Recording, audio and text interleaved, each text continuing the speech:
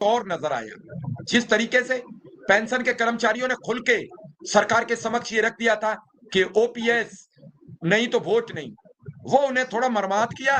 तो पेंशन का मुद्दा सबसे पहले उन्होंने स्वीकार किया। दूसरे नंबर पर कल तदर्थ शिक्षकों को नियमित मानदेय बढ़ाने का काम किया है। मैं खुद ये चाहता हूं कि जब तक मामला निस्तारित न हो तब तक एक अच्छा मानदेय विधिवत दिया जाए और मामले को कोर्ट के संज्ञान में आने तक बाकायदा पूरा मानदेय शिक्षा मित्र और अनुदेशकों को परिवार चलाने के लिए तो दिया जाए। कल एक मैं देख रहा था, पीलीभीत की शिक्षा मित्र खाली हाथ रिटायर्ड हो गई 30 जून को। क्या मिला, क्या गई लेके घर? वो मुझे उम्मीद है कि वो एक वक्त का भोजन भी लेके बच्चों के लिए नहीं गई होंगी, क्योंकि उनको इस 15 दिन का मानदेय मिलेगा ये भी भरोसा नहीं कब मिलेगा। तो खाली हाथ गई। कम से कम जो सरकारी लोग हैं वो जब 30 जून को, 30 जुलाई को, 30 अगस्त को रिटायर्ड होते हैं तो उस दिन उन्हें 30 तारीख को उनके खाते में वेतन आ जाता है। गोलिया जी, शिक्षा मित्रों को भी नोटिस मिला है कई लोगों को जिनकी सुप्रीम कोर्ट में याचिकाएं थी। क्या जानकारी है आपके पास कुछ?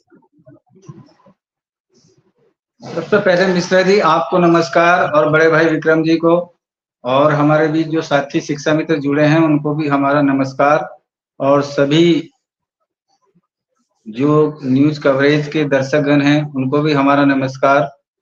सर, पहले तो मैं एक दुखद घटना है हाथरस की, उसके प्रति संवेदना की ईश्वर से जो हम प्रार्थना करते हैं कि उनके जो परिवार हैं जो इस दुर्घटना में बाधित हुए हैं, तो उनको ईश्वर दुख सहने की क्षमता दे और भविष्य में कोई उनके साथ ऐसी दुर्घटना न घटे।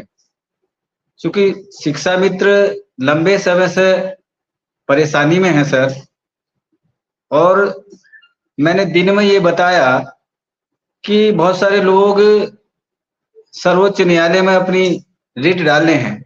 न्यायालय ने मुझे लगता है कि जून और जुलाई अगस्त 3 महीने का ये टाइम दिया है लोक अदालत को कि यदि कोई आसानी से स्टेट गवर्नमेंट से कोई कंप्रोमाइज हो सकता है और वो सही है, स्टेट गवर्नमेंट और जो प्रतिपक्ष है उसका न्यायिक रास्ता निकाल के उनका कोई समझौता हो सकता है, तो एक न्यायालय का जो सर्वोच्च न्यायालय पर एक बोझ है मुकदमों का वो कम हो सकता है। लेकिन संभावना है, चूंकि सर्विस मैटर के मामले हैं, स्टेट गवर्नमेंट बहुत ज्यादा संवेदनशील नहीं है इन मैटर पर, तो मुझे नहीं लगता कि बहुत ज्यादा इसका कोई बेनिफिट किसी को मिलेगा।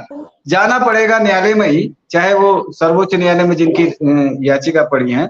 और ये प्रोसीजर है कि लंबे समय तक जिनकी जो याचिका पड़ी है, एसएलपी पड़ी है, उनको ये सबको नोटिस आ ही रहे हैं कंटिन्यूअस, चाहे वो बीएड पक्ष हो, बीटीसी पक्ष हो, डीएलएड हो, या शिक्षा मित्र हो या अनुदेशक। और दूसरी बात यह है कि सर, हमारा नियमित मुद्दा ऐसी कोई शासन, ऐसा कोई नेता, ऐसा कोई जनप्रतिनिधि नहीं है, कोई सांसद विधायक, चाहे वो पक्ष के हों चाहे विपक्ष के हों, हर पॉइंट शिक्षा मित्र की। नमस्कार, आप सभी जितने भी शिक्षा मित्र साथी हैं, आप सभी को लेकर एक बड़ी खबर आ रही है। जैसा कि आप सभी को पता ही होगा कि आप सभी के मानदेय वृद्धि को लेकर, आप सभी के समायोजन को लेकर कितने सारे प्रयास किए गए हैं। हर तरफ से आप सभी का मुद्दा उठाया जा रहा है। हर कोई आप चाहता है कि आपका समायोजन किया जाए, इसलिए हर तरफ से आप सभी के मुद्दे को उठाने की कोशिश की जा रही है। आप सभी के समायोजन को लेकर सरकार से सवाल भी किए जा रहे हैं। फिलहाल आप इस वीडियो को देखिए। ये वीडियो आप सभी के लिए काफी महत्वपूर्ण होने वाली है। न्यायालय ने कदम तो बहुत अच्छा उठाया, सराहनीय कदम है, और न्यायालय चाहता भी है कि लंबित पड़े मामले सुलझा दिए जाएं, क्योंकि जो 10,000 मामले हैं, जब इसको साइट पे जाकर के देखें हम, तो बहुत पुराने मामले हैं जो लंबित पड़े हुए हैं। 1998 के भी मैटर इसमें हैं। तो न्यायालय तो चाह रहा है, माननीय सर्वोच्च न्यायालय तो चाह रहा है कि जो है लंबित पड़े मामले निपटाए जाएं, लेकिन इसमें जो मेन पार्टी होती है सरकार जो है वो नहीं चाहेगी कि हमारा मामला, हम अगले डिबेट में भी बताए थे कि सरकार हमें सम्मानजनक मानदेय भी नहीं देना चाहती है। हमारे समझ से, मेरा व्यक्तिगत विचार है, क्योंकि अगर देना चाहती तो 7 साल हो गए विधानसभा में जो है 2,000 रुपए घोषणा करके माननीय मुख्यमंत्री जी उसको भी नहीं दिए, तो कहाँ से कंप्रोमाइज होगा।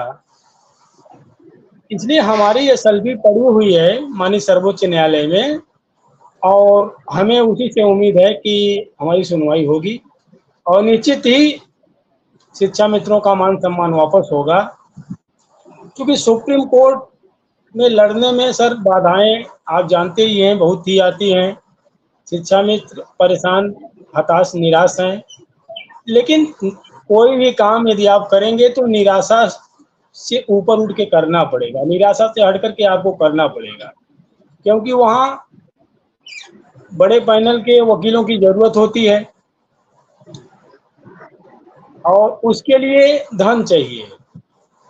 बिल्कुल विनय सिंह, आप ठीक कह रहे हैं। आज सुप्रीम कोर्ट में पैसे के साथ साथ ऐसे रुतबे वाले वकील चाहिए जो आपकी बात को ताकत से रख सकें। अब बिल्कुल कोर्ट सर, की बिल्कुल। परिभाषा बदल गई है इस समय। आज इतना बड़ा हादसा हुआ उत्तर प्रदेश के लिए, जिसे आप जी देख रहे होंगे कि हाथरस में 124 लोगों की जान चली गई। हालांकि इसमें संख्या जी ज्यादा हो सकती है, कई लोग इधर उधर भी होंगे। ऐसे घटनाक्रम को बाबा भोलेनाथ, जिनका नाम था भोले बाबा, साकार विश्वहरि, जो खुद को भगवान का प्रवर्तक मतलब अपने अलग भगवान बताते हैं, अभी उन्होंने सुप्रीम कोर्ट के वकील एपी सिंह के माध्यम से अपनी बात जनता तक पहुंचाई है। अब एपी सिंह उनके लॉयर बनकर लोगों से बात कर रहे हैं।